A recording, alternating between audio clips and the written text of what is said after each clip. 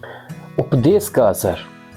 उपदेश का असर कैसे होता है कि कभी हम किसी चीज़ को ग्रहण करने जाते हैं और वो चीज़ हम ग्रहण तो कर लेते हैं लेकिन लाइफ में इम्प्लीमेंट नहीं करते। आरजे विनोद एक बार फिर से हाजिर हूँ एक छोटी सी कहानी लेके। एक कहानी उन महात्मा जी की जो रोज भिक्षा मांगते हैं और एक दिन वो एक घर में पहुंचे। वहां पे वो आवाज लगाते हैं भिक्षाम देही। एक लेडीज बाहर निकलती है और वो उनको भिक्षा देती है और बदले में वो कहती है कि महात्मा जी आप मेरे दर पे आए हैं तो आज मुझे एक ऐसा उपदेश दे के जाए हैं जो मैं पूरी जिंदगी इंप्लीमेंट करूं और जिससे मेरी जिंदगी थोड़ी अपग्रेड हो जाए। अब महात्मा जी सोच में पड़ते हुए कहते हैं कि इसको एकदम से उपदेश दिया तो वो उपदेश की वैल्यू नहीं समझी। अब जैसे वो महात्मा जी कहते हैं कि कल मैं जब आपके घर पे भिक्षा मांगने आऊंगा दोबारे तो मैं आपको एक उपदेश दूंगा। उस उपदेश को आप जिंदगी में अगर इंप्लीमेंट करते हैं तो आपको जिंदगी में कुछ भगवान की तरफ कुछ कदम बढ़ जाएंगे।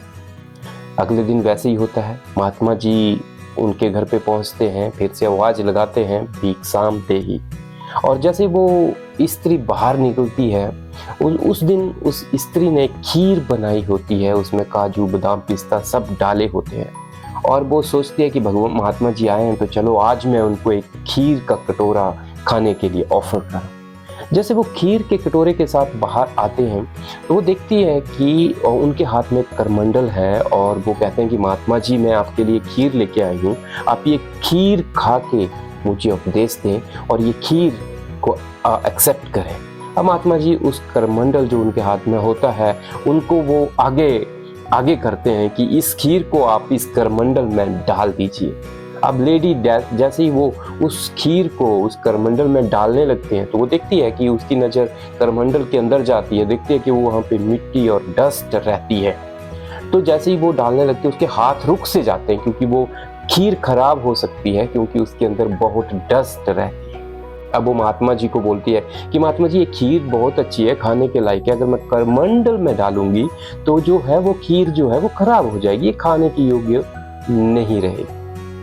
अब महात्मा जी हंसते हुए बोलते हैं कि अगर मैं आपको आपने जो कल उपदेश मांगा और मैं आपको दे देता तो आपको उपदेश की जो वैल्यू है वो नहीं पता चलेगी।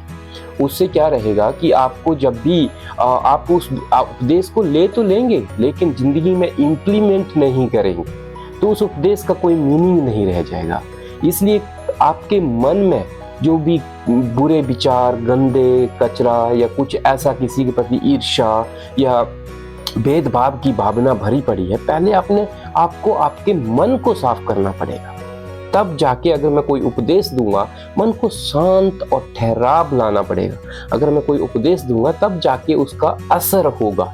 इसीलिए मैंने आपको कल उपदेश नहीं दिया और आज का उपदेश आपके लिए यही है कि आप पहले अपने मन को साफ सुथरा और शुद्ध बनाएं। किसी के प्रति ईर्ष्या नहीं, भेदभाव नहीं, बुरी भावना नहीं, किसी के लिए कोई ऐसी बदले की रिवेंज की कोई भावना नहीं रखनी चाहिए।